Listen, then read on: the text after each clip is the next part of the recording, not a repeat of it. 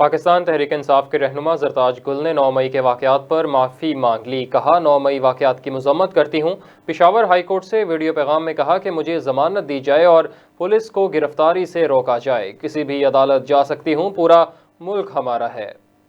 اور آپ میری زبان بندی کریں گے اور آپ کہیں گے کہ میں ووٹ بھی نہ ڈال سکوں اور میں الیکشن بھی نہ لڑ سکوں۔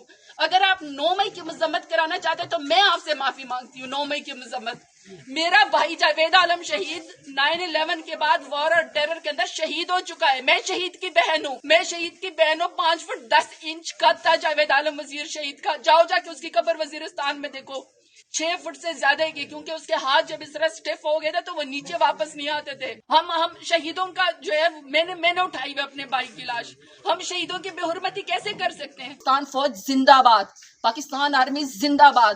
یہ ہم آپ کو موقع نہیں ہونے دیں گے کہ ہماری کوئی لڑائی نہیں ہے اداروں سے۔